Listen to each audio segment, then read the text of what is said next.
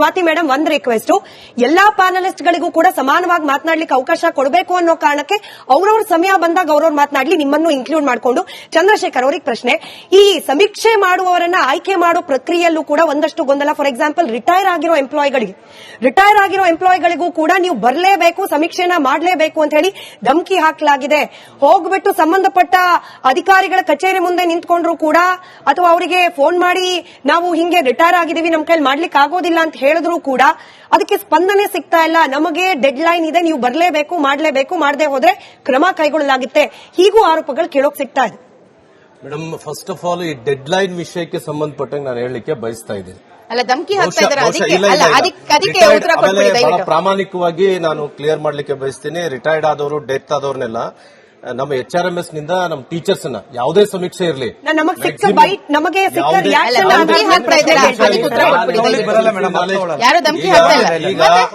ಈಗ actually field ಅಲ್ಲಿ ಏನ್ ಸಮಸ್ಯೆ ಇದೆ ಅಂತ ಹೇಳಿ, ಈ ರಾಜ್ಯದಲ್ಲಿ ಯಾವುದೇ ಸಮೀಕ್ಷೆ ನಡಲಿ ಮ್ಯಾಕ್ಸಿಮಮ್ ಸಮೀಕ್ಷೆಗೆ ಬಳಸ್ಕೊಳ್ತದ್ದು ಟೀಚರ್ಸ್. ನಾವ್ ಈ ಹಿಂದೆನು ಮೊನ್ನೆ ರೀಸೆಂಟ್ ಆಗಿ ಸಮ್ಮರ್ ವೆಕೇಶನ್ಸ್ ಅಲ್ಲಿ ಇಂಟರ್ನಲ್ ಸರ್ವೆ ಮಾಡಿದೀವಿ. ಬಹುಶಃ ತಮ್ಮ ಗಮನಕ್ಕೆ ತರ್ಲಿಕ್ಕೆ ಬಯಸ್ತಾರೆ. ಇಂಟರ್ನಲ್ ಸರ್ವೆ ಮಾಡಿದ್ರೆ ತಾವ್ ಹೇಳಿದ್ರಿ 40 days ಬೇಕಂತೇಳಿ, ನಮ್ಮ ಇವ್ರಿಗೂ ಗೊತ್ತಿರ್ಲಿ, ಯಾರು ತಮ್ಗೂ ತಮ್ಮ ಗಮನಕ್ಕೂ ಇರ್ಲಿ. ಅವತ್ತು ಸಮೀಕ್ಷೆದಾರನ ಬಳಸಿದ್ದು it is around just 60,000 teachers. But ಅವತ್ತು ನಾವು ಕೇವಲ SC/ST ಮನೆಗಳಿಗೆ ಹೋಗ್ತಾ ಇದ್ವಿ, ಅದ್ರದ್ದು ಮಾತ್ರ ಮಾಹಿತಿ ತರ್ತಾ ಇದ್ವಿ. ಬಟ್ ಇವತ್ತಿನ ಸಮೀಕ್ಷೆಗೆ ಸರ್ಕಾರ ಬಳಸಿಕೊಂಡಿರೋದು ಮೋರ್ ದನ್ 1,20,000. ಸೊ ಟೀಚರ್ಸ್ಗೆ ಒಂದಿಷ್ಟು ಸಮಸ್ಯೆಗಳು, ಪ್ರಾಮಾಣಿಕವಾಗಿ ಹೇಳ್ತೀವಿ, ಸರ್ಕಾರ ಏನ್ ಸಮೀಕ್ಷೆ ಮಾಡ್ತಾ ಇದೆ, ನಾವ್ ಯಾರು ವಿರೋಧ ಅಂತೂ ಮಾಡ್ತಾ ಇಲ್ಲ. ಟೀಚರ್ಸ್, ಸ್ಪೆಷಲಿ ಟೀಚರ್ಸ್ ಅಸೋಸಿಯೇಷನ್ ನಮ್ ಜೊತೆ ಚರ್ಚೆಗಳು ಕೂಡ ಆಗಿದ್ದಾವ್. ಆದ್ರೆ ಪ್ರಾಮಾಣಿಕವಾಗಿ ಇಷ್ಟು ದೊಡ್ಡ ಮಟ್ಟದ ಸಮೀಕ್ಷೆಯನ್ನ ಮಾಡ್ತಕ್ಕಂತ ಸಂದರ್ಭದಲ್ಲಿ ಒಂದಿಷ್ಟು ಟೆಕ್ನಿಕಲ್ ಇಶ್ಯೂಸ್ ಬಂದೇ ಬರ್ತವೆ. ಸ್ಟಾರ್ಟಿಂಗ್ ಏನ್ ಧಮಕಿಯದು ಏನಾಗಿಲ್ಲ, ಧಮಕಿಯದು ಏನ್ ಆಗ್ತಾ ಇಲ್ಲ. ಆದ್ರೆ ನಮ್ಗೆ ಒಂದು ನಿಮಿಷ ಸರ್, 11 ತಿಂಗಳ ಮಗು ಇದೆ, ಹಾಗಾಗಿ ಸಮೀಕ್ಷೆಯಿಂದ ವಿನಾಯಿತಿ ನೀಡಿ ಅಂತ ಕೇಳಿದ್ರೆ FIR ಹಾಕ್ತಿವಿ ಅನ್ನೋ ಬೆದರಿಕೆ ಆ ಮಹಿಳೆ ಕೊಟ್ಟಿರೋ ಸ್ಟೇಟ್ಮೆಂಟ್ ಆಧಾರದ ಪ್ರಶ್ನೆ ನಾನು ತೋರಿಸ್ತೀನಿ. ಕ್ಲಾರಿಫೈ ಮಾಡಕ್ ಹೋಗ್ತೀನಿ. ಬೆಂಗಳೂರಿನಲ್ಲೂ ಲಾಸ್ಟ್ 2 days ದಿಂದ ಮ್ಯಾಕ್ಸಿಮಮ್ ಆಗಿ ಅವರವರ ಕ್ಷೇತ್ರಗಳಲ್ಲೇ ಕೊಡ್ತಾ ಇದ್ದಾರ. ವಿಶೇಷವಾಗಿ ಪುಟ್ಟಣ್ಣ ಅವ್ರು 2-3 ದಿನದಿಂದ ನಮ್ಮ GBA ಮನೀಶ್ ಮದ್ಗಿಲ್ ಅವ್ರನ್ನೆಲ್ಲ ಭೇಟಿ ಮಾಡಿ, ಕಮಿಷನರ್ ಭೇಟಿ ಮಾಡಿ ಅನುಕೂಲ ಮಾಡಿಸ್ಕೊಡ್ತಾ ಇದ್ದಾರೆ. ಅಂಡ್ ಮೋರ್ ಓವರ್ ಇವತ್ತೇನ್ ಡೇಟ್ ಎಕ್ಸ್ಟೆಂಡ್ ಆಗಿದೆಯಲ್ಲ, ನಾವು ಪ್ರಾಮಾಣಿಕವಾಗಿ ಇವತ್ತು ಬೆಳಿಗ್ಗೆಯಿಂದನು ಮುಖ್ಯಮಂತ್ರಿಗಳೇ ಸ್ವತಃ ನಮ್ಮನ್ನೇ ಕರೆದ್ರು. ಟೀಚರ್ ಅಸೋಸಿಯೇಷನ್, ನಾನು ಪುಟ್ಟಣ್ಣವ್ರು ಹೋಗಿದ್ವಿ. ಸಭೆಯಲ್ಲಿ ಕೂಡ ನಮ್ಮನ್ನು ಕುಂದಿಸ್ಕೊಂಡು ಕೇಳಿದ್ರು. ಬಹುಶಃ ಡೇಟ್ ಎಕ್ಸ್ಟೆಂಡ್ ಮಾಡಿದ್ರ ಬಗ್ಗೆ ನಾನು ಬಹಳ ಪ್ರಾಮಾಣಿಕವಾಗಿ ಸರ್ಕಾರಕ್ಕೆ ಅಭಿನಂದನೆ ಸಲ್ಲಿಸ್ತೇನೆ. ಬಹಳ ಒತ್ತಡದ ಮಧ್ಯೆ ನಮ್ ಕೆಲಸಗಳು ಮಾಡ್ತಾ ಇದ್ವಿ.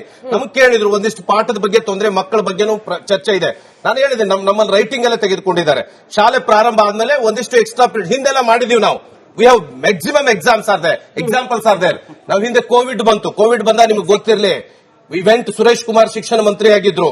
ಶಾಲೆಗಳಲ್ಲಿರ್ತಕ್ಕಂಥ ಟೀಚರ್ಸ್ ನಾವು ಮನೆ ಮನೆಗೆ ಹೋಗಿ ಪಾಠ ಮಾಡಿದ್ದೀವಿ. It is the role model to the whole world. ಅದಾದ್ಮೇಲೆ ನಾವು FL ಅಂತ ಮಾಡಿದ್ದೀವಿ. ಬಟ್ ನಾನು ಕೆಲವೊಂದು ಸರ್ಕಾರದ ಪಾಲಿಸಿ ನಿರ್ಧಾರಗಳಿದಾವೆ. ಇವತ್ತು 2-3 ದಿನ ಟೆಕ್ನಿಕಲ್ ಸಮಸ್ಯೆ ಆಗಿತ್ತು. ಇವತ್ತು ಸರ್ಕಾರ 10 ದಿನ ರಜೆಯನ್ನು ಕೊಟ್ಟಿದೆಯಲ್ಲ, ಅದ್ರಲ್ಲಿ ನಾವು ಕಂಪ್ಲೀಟ್ ಮಾಡ್ಲಿಕ್ಕೆ ಪ್ರಾಮಾಣಿಕವಾಗಿ ಪ್ರಯತ್ನ ಮಾಡ್ತೇವೆ. ಒಂದಿಷ್ಟು ತಾಂತ್ರಿಕ ಸಮಸ್ಯೆಗಳಾಗಿದಾವೆ, ನಾನು ಇಲ್ಲಂತೆಲ್ಲ. ಶಿಕ್ಷಕರು 1-4 ಜನ ತೊಂದರೆಗಳನ್ನು ಅನುಭವಿಸಿದ್ದಾರೆ. ಇವತ್ತು ಕೂಡ ಮಾನ್ಯ ಮುಖ್ಯಮಂತ್ರಿಗಳ ಸಭೆಯಲ್ಲಿ ಚರ್ಚೆ ಆಯ್ತು. ನಮ್ಮನ್ನೇ ಕೇಳಿದ್ರು, ಒಂದಿಷ್ಟು ರಕ್ಷಣೆ ಸಿಗಬೇಕು ಶಿಕ್ಷಕರಿಗೆ ಅಂತ ಹೇಳಿದ್ರು. ಅದನ್ನು ಕೊಡಿಸ್ತಕ್ಕಂಥ ಕೆಲಸ ಮಾಡಿದೀವಿ.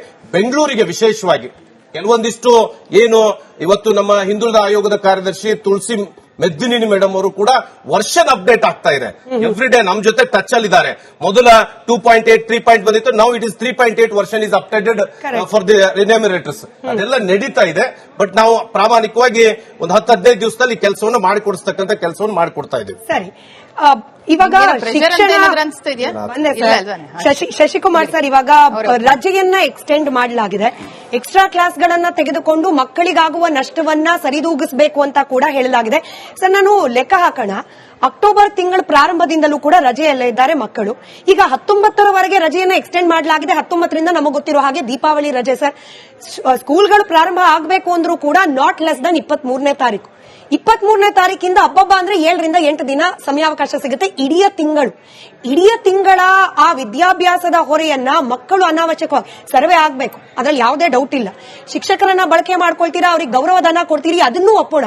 ಬಟ್ ಮಕ್ಕಳ ಮೇಲೆ ಈ ಎಕ್ಸ್ಟ್ರಾ ಕ್ಲಾಸ್ ಬರ್ಡನ್ನು, ಜೊತೆಗೆ ಈ ಪೋಷನ್ ಅನ್ನ ಬೇಗ ಬೇಗ ಕವರ್ ಮಾಡಬೇಕು ಅನ್ನೋ ಬರ್ಡನ್ನು, ಇದನ್ನ ಮಕ್ಕಳು ಯಾಕೆ ವಹಿಸ್ಕೋಬೇಕು? ಪೋಷಕರು ಪ್ರಶ್ನೆ ಮಾಡ್ತಾರೆ ನಾಳೆ ದಿನ. ಎಂತ ಆಪ್ಟ್ ಕ್ವಶನ್. ಇವತ್ತಿನ ದಿನ ರಾಜಕೀಯವಾಗಿ ಏನ್ ಮಾತಾಡ್ತಾ ಇದ್ದಾರೆ, ಶಿಕ್ಷಕರ ಪ್ರತಿನಿಧಿಗಳು ಸರ್ಕಾರಿ ನೌಕರರ ಪ್ರತಿನಿಧಿಗಳಾಗಿ ಅವ್ರು ಮಾತನಾಡಲೇಬೇಕು, ಅವರು ಸಮರ್ಥಿಸ್ಕೊಂತಾ ಇದ್ದಾರೆ. ಆದ್ರೆ ಅತ್ಯಂತ ದುರಂತ ಇವತ್ತು ನಾವು ಮಕ್ಕಳನ್ನ ಬಲಿಪಶು ಮಾಡ್ತಾ ಇದ್ದೇವೆ.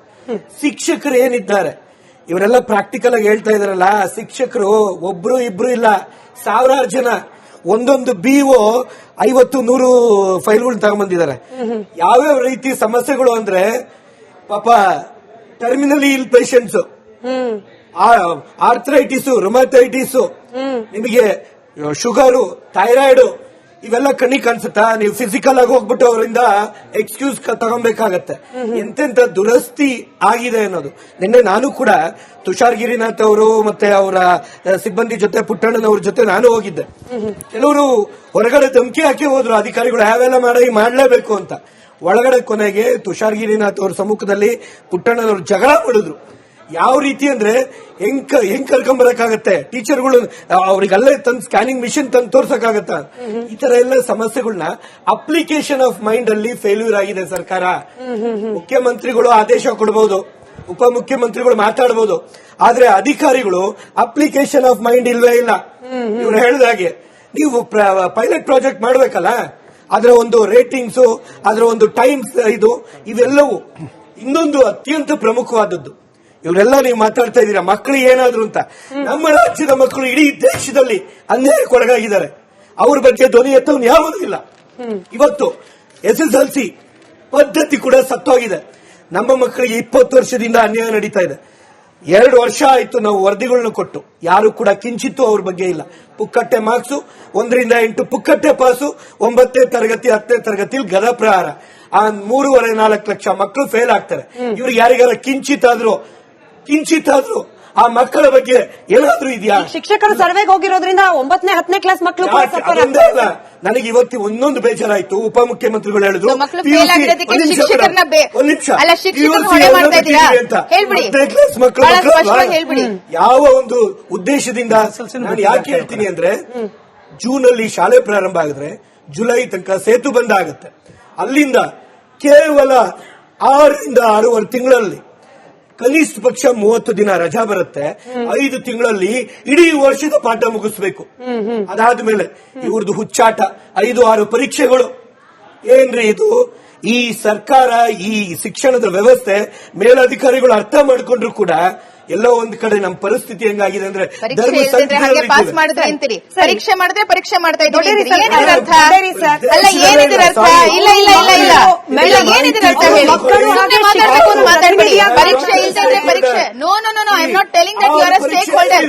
ಪ್ಲೀಸ್ ಸ್ಟಾಪ್ ಪ್ರಾಕ್ಟಿಕಲಿ ಅಂತ ಹೇಳ್ತಾ ಇದ್ದೀನಿ ನಾನು. ಮೇಡಮ್, ಅವರು ಶಿಕ್ಷಕರು ಹಾಗೆ ಮಕ್ಕಳ ಪ್ರತಿನಿಧಿಯಾಗಿ ಮಾತಾಡಿದ್ದೀನಿ.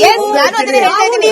ಎಜುಕೇಶನ್ ಸೆಕ್ಟರ್ ಅಲ್ಲಿ ನಾನು ಕೆಲಸ ಮಾಡಿದ್ದೀನಿ, ಎಜುಕೇಶನ್ ಕ್ಷೇತ್ರದಲ್ಲಿ ನಾನು ಕೆಲಸ ಮಾಡಿದ್ದೀನಿ. ಅದಕ್ಕೋಸ್ಕರ ನಾನು ಮಾತಾಡ್ತಾ ಇದ್ದೀನಿ, ಅದಕ್ಕೋಸ್ಕರ ನಾನು ಹೇಳ್ತಾ ಇದ್ದೀನಿ, ಅದಕ್ಕೋಸ್ಕರ ನಾನು ಕೂಡ ಮಾತಾಡ್ತಾ ಇದ್ದೀನಿ ಬಹಳ ಸ್ಪಷ್ಟವಾಗಿ. 2015ರಲ್ಲಿ ಎಕ್ಸಾಮ್ ಮಾಡ್ತಾ ಇದ್ರೆ ಪಾಸ್ ಮಾಡ್ತೀನಿ ಅಂತ ಹೇಳ್ತೀರಿ, ಎಕ್ಸಾಮ್ ಮಾಡಿದ್ರೆ ಎಕ್ಸಾಮ್ ಮಾಡ್ತಾ ಇದ್ದೀನಿ ಅಂತ ಹೇಳ್ತೀರಿ. ಏನಿದ್ರ ಅರ್ಥ? ಒಂದ್ ನಿಮಿಷ ಮೇಡಮ್, NCF ಅಲ್ಲಿ ನಿರ್ಧಾರ ಆಯ್ತು. ನಾವು ಬೀದಿ ನಾಟಕ ಮಾಡಿ ನ್ಯಾಷನಲ್ ಕರಿಕ್ಯುಲಮ್ ಫ್ರೇಮ್ ವರ್ಕ್ ಅಲ್ಲಿ ಈ ದೇಶಕ್ಕೆ ಕಣ್ತರಿಸಿದ್ವಿ ನಮ್ಮ ರಾಜ್ಯದಿಂದ. ಏನು ಗೊತ್ತಾ? ಟೀಚರ್ಸ್ ನ ಕೋಳಿ, ಕುರಿ, ಮರ ಇದು ಸೆನ್ಸಸ್ ತಗೊಳ್ಳಲೇಬಾರ್ದು ಅಂತ ಆದೇಶ ಆಯ್ತು. RT ಕಾಯ್ದೆಯಲ್ಲಿ ಏನ್ ಆದೇಶ ಇದೆ ಅದನ್ನೆಲ್ಲ ಉಲ್ಲಂಘನೆ ಮಾಡ್ತಾ ಇಲ್ವಾ? ಅದ್ರ ಬಗ್ಗೆ ಮಾತಾಡಿ. ನಾನೇನ್ ಹೇಳ್ತೀನಿ, ಇವತ್ತು ಇದು ಆಗ್ಲೇಬೇಕು. RTA ಕಾಯ್ದೆಯಲ್ಲಿ ಇದೆ. ಹಾಗಾದ್ರೆ ಸಾಮಾಜಿಕ ಸಮೀಕ್ಷೆಯಿಂದ ಎಕ್ಸಾಕ್ಟ್ಲಿ ಸಾಮಾಜಿಕ ಸಮೀಕ್ಷೆಯಿಂದ ಹಿಂದೆ ಉಳಿರಿ ಅಂತ ಹೇಳಿಲ್ಲ RTA ಅಲ್ಲಿ. ವೆಂಕಟೇಶ್ ದೊಡ್ಡೇರಿ ಅವರೇ, ಈಗ ಕೇಂದ್ರ ಸಾಮಾಜಿಕ ಸಮೀಕ್ಷೆ ಬೇರೆ ಅಥವಾ ಬೇರೆ ಆಯೋಗಗಳು ಶಶಿಕುಮಾರ್ ಇಲ್ಲಿ ನೀವು ಇದು ಸಾಮಾಜಿಕ ಸಮೀಕ್ಷೆ ಸ್ವಾಮಿ, ಇದು ಸಾಮಾಜಿಕ ಸಮೀಕ್ಷೆ ಸರ್, ಅರ್ಥ ಮಾಡ್ಕೊಳ್ಳಿ. It's a survey. If you are not understanding the weightage of this census, if you are not understanding the weightage of this survey, I cannot do anything about it. I cannot do anything about it. ಆಯ್ತಾ?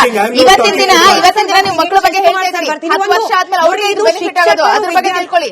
ಸ್ವಾತಿ ಚಂದ್ರಶೇಖರ್ ಮಕ್ಕಳ ಬಗ್ಗೆ ಯೋಚನೆ ಮಾಡ್ತಿರೋದು, ಮಕ್ಕಳ ಬಗ್ಗೆ ಯೋಚನೆ ಮಾಡ್ತಿರೋದು, ಅದಕ್ಕೆ ಎಕ್ಸ್ಟ್ರಾ ಕ್ಲಾಸಸ್ ಮಾಡಬೇಕು ಅಂತ ಇವತ್ತಿನ ದಿನ ಹೊರಟಿರುವಂತದ್ದು, ಇವತ್ತಿನ ದಿನ ಮಾಡಿರುವಂತದ್ದು, ಮತ್ತೆ MOU ಬರ್ಕೊಂಡಿರುವಂತದ್ದು, ಸೈನ್ ಮಾಡ್ಕೊಂಡಿರುವಂತದ್ದು ಇವತ್ತಿನ ದಿನ. ಅರ್ಥ ಆಯ್ತಾ? ಇಲ್ಲ ಕೋವಿಡ್ ಅಂತ ಸಂದರ್ಭ ಬಂದಾಗ, ಕೊರೋನಾ ಅಂತ ಬಂದಾಗ, ಸಾಕಷ್ಟು ಸಮಸ್ಯೆಗಳು ಬಂದಾಗ ಇದೇ ಟೀಚರ್ಸ್ ಎಲ್ಲರೂ ಮಕ್ಕಳನ್ನ ಮುಂದೆ ತಗೊಂಡು ಬಂದಿರೋದು. Don't blame the teachers for Heaven sake. Blame ಮಾಡಬೇಡಿ ನೀವು ಜಾತಿ ರಾಜಕೀಯ ಶಿಕ್ಷಕರನ್ನ ಬ್ಲೇಮ್ ಮಾಡಬೇಡಿ ನೀವು. ಕರ್ನಾಟಕದ ಶಿಕ್ಷಕರನ್ನ ಬ್ಲೇಮ್ ಮಾಡಬೇಡಿ.